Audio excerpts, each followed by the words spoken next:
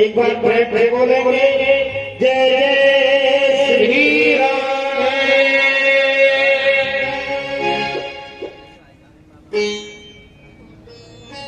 भगवत सत्र में पधारे हृदय अनुरागी मेरे पिता तुल्य बुजुर्ग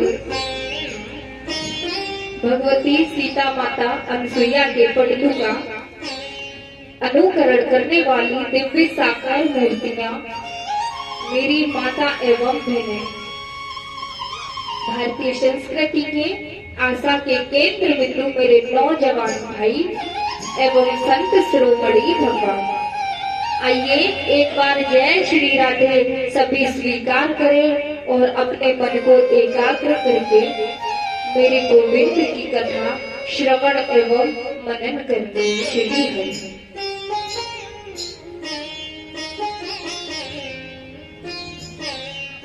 तो हमारी कथा कल कहाँ पर से परीक्षित जी बताइए।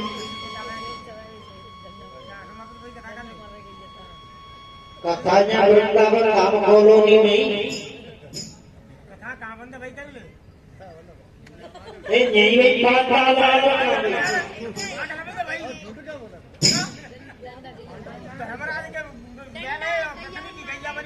अच्छा आप बताइए,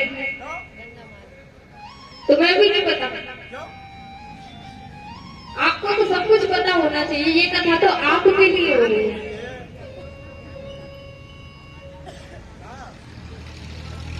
तो आप बताइए कहाँ कौन चल रही थी? हाँ अरे तो मतलब उनका अर्थ सही है ना।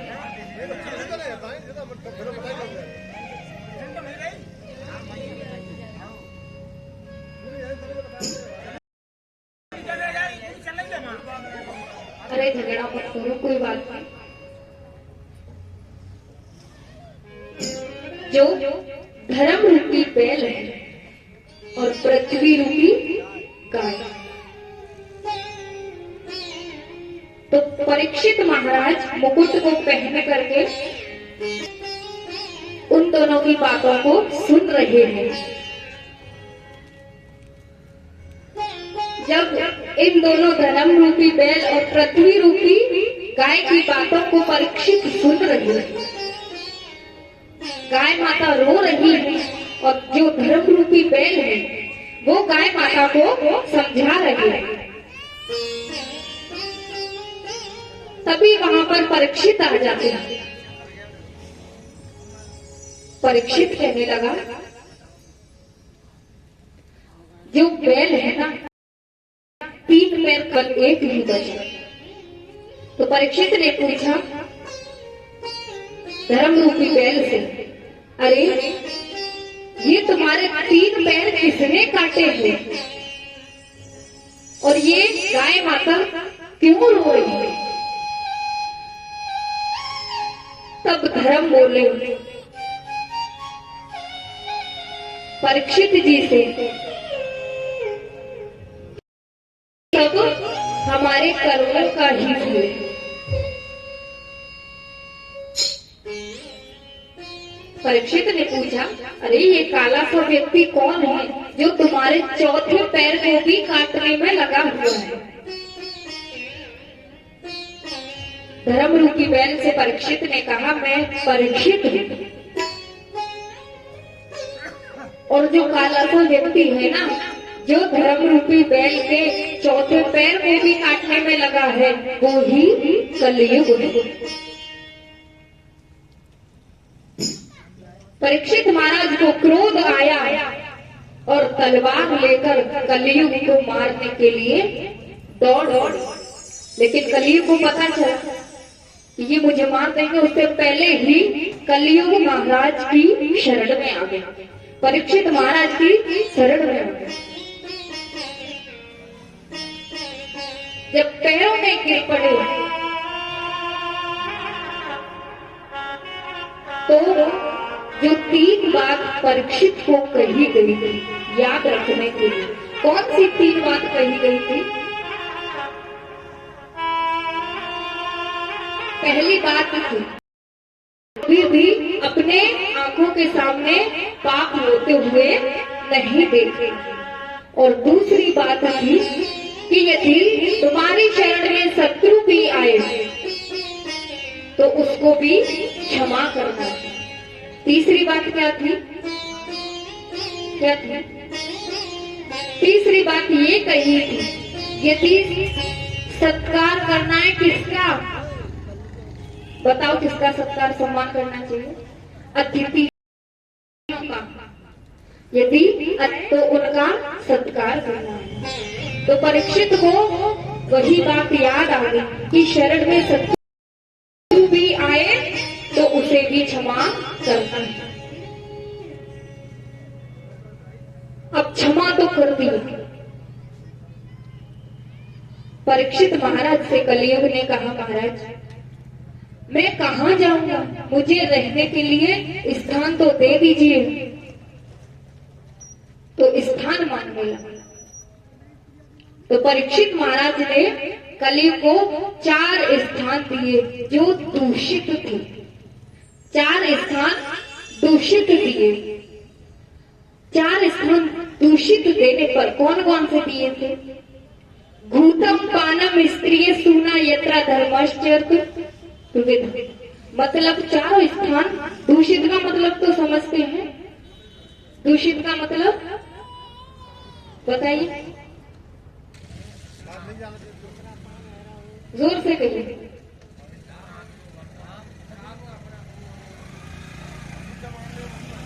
हाँ, दूषित का मतलब अशुद्ध ही दिए, गंदे स्थान होते हैं ना, वही जहाँ पर एक सज्जन पुरुष को नहीं जाना चाहिए। 4 स्थान दूषित दिए। कलयुग ने कहा महाराज आपने 4 स्थान मुझे दूषित दिए हैं। अब पता है भूतम पानम, जो कलयुग को 4 स्थान दिए तो कलयुग में लोगों की दशा कैसी हो जाती है। कलयुग में 2 व्यक्ति थे और शराब पी करके, क्योंकि उनके ऊपर कलयुग की परछाई का असर था। दोनों व्यक्ति शराब पी करके जब एक साथ एक ही रोड पर चलने लगे, 2 व्यक्तियों ने शराब पी और शराब पी करके गंदी नालियों में गिरे फिरते हैं। अब शराबी पता है शराब पी ली तो विचार कैसा करते हैं? किसी ने पूछ लिया या किसी ने कहा महाराज शराबी के अंदर 3 गुण होते हैं। भला शराबी के अंदर गुण हो सकते हैं क्या? अब गुण तो होते भी हैं लेकिन गुण कहाँ से होंगे? तो किसी ने कहा महाराज शराबी के अंदर कितने गुण होते हैं? 3 गुण होते हैं। पहला गुण होता है शराबी के ऊपर कभी कुत्ते नहीं भौंकते। क्यों नहीं भौंकते? क्योंकि अगर किसी गली से होकर यदि शराबी गुजरेगा ना तो कुत्ते पता है क्या सोचेंगे? हम तो कुत्ते हैं ही, हम तो खुद भी कुत्ता है लेकिन ये हमसे भी ज्यादा, क्योंकि गंदी नालियों में गिरता फिर रहा है तो ये हमसे भी ज्यादा कुत्ता है। इसीलिए शराबियों के ऊपर कभी कुत्ते नहीं भौंकते हैं। अब कुत्ते भी कैसा विचार करते हैं? कहीं ऐसा ना हो अगर इस व्यक्ति ने पत्थर मार दिया तो वो बोलता है नमो नमः हेवे में 1 मिनट भी नहीं लगता। ये तो खुद भी मरेगा और ये हमें भी मार देगा। इसलिए कुत्ते भी समझदार हो जाते हैं, शराबी के ऊपर कभी कुत्ते नहीं भौंकते। अब दूसरी जो अवगुण को छोड़कर गुण होता है, दूसरा गुण शराबी के अंदर कैसा होता है? कौन सा गुण है? दूसरा गुण होता है शराबी के अंदर कि शराबी के घर में कभी भी चोरी नहीं होती है। क्यों नहीं होती है? क्यों नहीं होती? अगर शराबी सब कुछ बेच करके नष्ट ही कर देगा तो घर में चोर क्या करने आएंगे? कूड़ा बीनने या फिर पन्नियां चुराने। इसीलिए शराबी के घर में चोर भी चोरी करने नहीं आते हैं। और तीसरा गुण होता है कि शराबी कभी भी बूढ़ा नहीं होता। क्यों बूढ़ा नहीं होता है? क्योंकि पता है अगर शराबी 50 वर्ष का है और शराब पी ली तो अपने आप को 16 वर्ष का समझने लगता है। इसीलिए शराबी कभी ये नहीं सोचता कि मैं बूढ़ा हूं। तो किसी ने कहा महाराज ये 3 गुण शराबी के अंदर तो बहुत ही जरूरी है। शराबी शराब पी करके ऐसा विचार करते हैं, और पता है कैसा विचार करते हैं? यदि शराबी जो रोड होता है ना, रोड उस पर वाहन इधर से भी जाते हैं और उधर से भी आते हैं, तो पता है शराबी आपस में विचार कैसा करते हैं? एक शराबी दूसरे शराबी से कहता है ये वाहन इधर क्यों जाते हैं और उधर से क्यों आते हैं, ये एक ही तरफ क्यों नहीं जाते? तो पता है दूसरा शराबी कहता है तू नहीं जानता मैं जानता। क्योंकि पता है ये भान एक ही तरफ जाने लगे तो पृथ्वी का बैलेंस बिगड़ जाएगा, और जो भी बैलेंस बिगड़ेगा ना तो पृथ्वी पलट जाएगी। इसीलिए ये भान इधर भी जाते हैं और उधर से भी आते हैं, क्योंकि कलयुग ने उनकी बुद्धि को विकृत कर दिया, बिगाड़ दिया। तो ऐसा विचार करते हैं। अब पता है, अब कलयुग में ये बात नहीं है कि केवल बिगड़े हुए व्यक्ति होते हैं, कलयुग में भी भक्त होते हैं। क्योंकि कलयुग में एक भक्त हुई है कर्मा। कलयुग में केवल कर्मा ही भक्त हुई है, जो राजस्थान की बेटी है। कलयुग के पिताजी है जीवन राम। कलयुग के भक्त में होने वाली कर्मा, जिसने भगवान से कान पकड़कर खाने के बारे में पूरी चर्चा कर। पता है भगवान से क्या कहा? क्योंकि वो हम तुम्हें सारा वृत्तांत बताएंगे। क्योंकि भगवान से कहा सुन, खाना हो तो बोल नहीं, मना कर। क्या किसी में सामर्थ्य है जो कान पकड़कर भगवान से कह सके कि तुझे खाना हो तो बोल, नहीं, मना कर? कर्मा ने कहा भगवान से, जो कर्मा के पिताजी हैं। एक दिन कर्मा के पिताजी को 2, 4, 6, 10 दिन के लिए कहीं जाने के लिए अचानक कहीं जाना हुआ। तो कर्मा के पिताजी जीवन राम जी हैं, उन्होंने कर्मा से कहा, क्योंकि वो तो बहुत बड़े भक्त हैं कन्हैया के, मेरे गोपाल के। कच्चा घर है, 2 ही सदस्य हैं, बाप और बेटे। छोटा सा घर है, उसमें ही एक अलमारी बनी हुई है, जिसे क्या कहते हैं, आराम।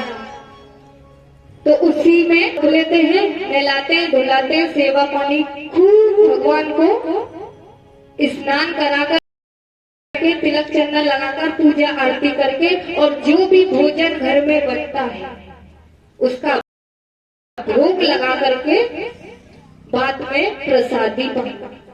ये उनका नित्य कर्म का काम हो गया, नित्य कर्म बन गया। एक दिन उन्हें कहीं जाना था 2, 4, 6, 10 दिन के लिए। तो कर्मा से कहने लगे, बेटी कर्मा कहने लगी, हाँ काका। तो कहने लगे, देखो हम 2, 4, 6, 10 दिन के लिए कहीं बाहर जा रहे हैं, हमें आने में समय लगेगा। तुम मेरे कन्हैया को, मेरे मुरली वाले को रोज नहलाना। लाडली श्री राधे